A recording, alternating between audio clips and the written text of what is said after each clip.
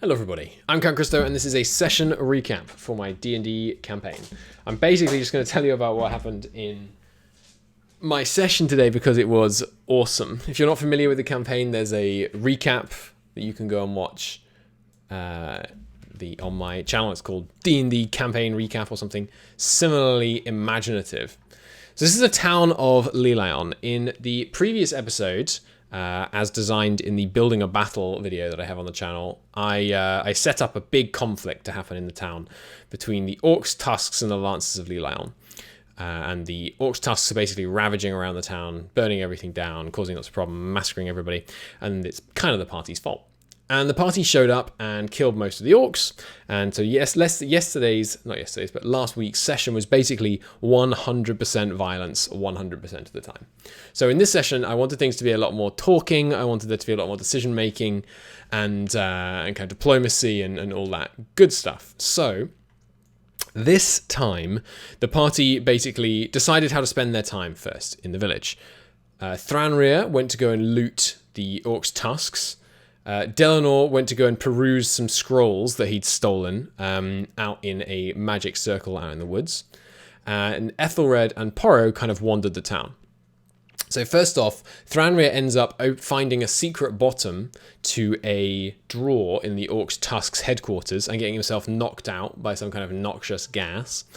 And Porro gets given a magical stone by Torva, which Torva had buried out in his magical circle in the woods. So they go and find that. Porro hasn't worked out what this magical stone does yet, but we'll see if he does going forwards. So then they have some conversation, and Thranrir is eventually found by the party unconscious, and they manage to revive him, and he's not too bad. He's in a good way now, and he found something in the drawer. He found a magical fan, which has the ability to surprise and confuse opponents once he learns how to use it. And he's a assassin, so it's going to be very useful for him to be able to make sure that his enemies are surprised, although they'll be doing wisdom checks and things. So it's a cool bit of loot for him, which I was quite pleased I thought up. So the party is talking to the Lancers of Lelion, the mercenary company that used to have their base here in Lelion. And they are basically heading out. The idea is they take the Lancers and they head out to the north. If we switch over to the world map, they head out to the north and go back to Conyberry. Conyberry was a town that they were initially hoping to get support from to attack Cragmore Castle. But Conyberry was destroyed by some local orcs that live up in the mountains here. And so they've now gathered the Lancers of Lelion, who are about 22 fighting men, and their families, and they're going to take them to Conyberry, and in exchange for the Lancers killing off the orcs, the Lancers and their family will be able to settle in Conyberry and return it to a prosperous town where they can then live. Which basically means my party is going to be like kind of the rulers of now 2 settlements and kind of 3 if you count Lelion, if they repopulate it or if they, like, I don't know, send some people down to hold it or something, which they haven't done yet, but I mean they might do in the future, at which point they kind of rule all this land, which is hilarious because it's not normally how this campaign would go, but that's fine obviously and cool. But as they're leaving Lelion, they're confronted by like another 150 the surviving members of Lelion, who are devastated to learn that their protectors, the Lancers of Lelion, are abandoning them and heading off to greener pastures in the north. After some arguing and some back and forth, Ethelred, who's generally the talker in the party, manages to persuade the Lancers that they should allow the refugees of Lelion to come with them to Conyberry and basically be their subjects in Conyberry. So Conyberry looks like it's setting up to be quite a kind of stratified community. There's going to be the Lancers of Lelion and their families, and then the Lelion refugees, and we'll see how that dynamic plays out in the future, which will be fun. Ethelred rolls a ridiculous 32 on his persuasion check. And convinces all but 3 of the refugees from Lelion to head to the north.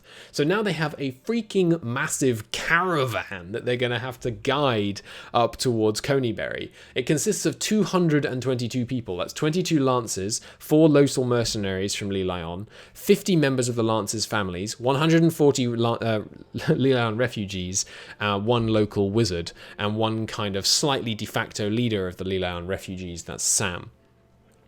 So basically now what they're doing is they're traveling about 1 hex per day towards Phandalin, where they're going to leave the women, the children, the men that don't fight, and then they're going to head up to Coneybury, hopefully clear out the orcs, and then go back, get the families, take them to Coneybury and settle the land. And they are going to pay the Lance of Lelion in the land of Coneybury to kill the orcs.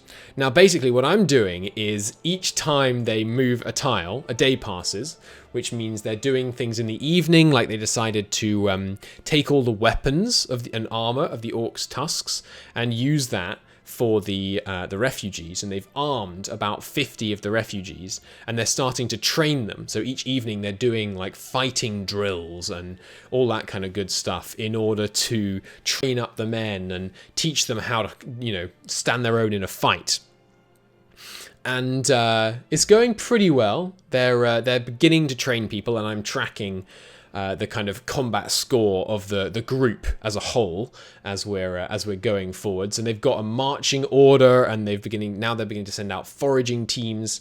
They left with enough food, but disaster struck on the second day, where it turns out the person that was meant to be making sure the food wasn't spoiling is a drunk. He's basically useless, and he let the food spoil. And the party decided they would punish him, but they wouldn't punish him in the traditional way that he would have been punished for thievery in Lelion. They're considering it thievery by negligence, basically, stealing people's food. And so in the night, someone takes it upon themselves to chop his hand off, and then the party has to render judgment in the morning. It looks like they've decided to be lenient on the hand chopper, because basically they know that if they go against Lelion's customs, various of the fighters might leave them, things could go wrong. And they're basically just slowly making progress, and they haven't come across anything too dangerous on the road yet.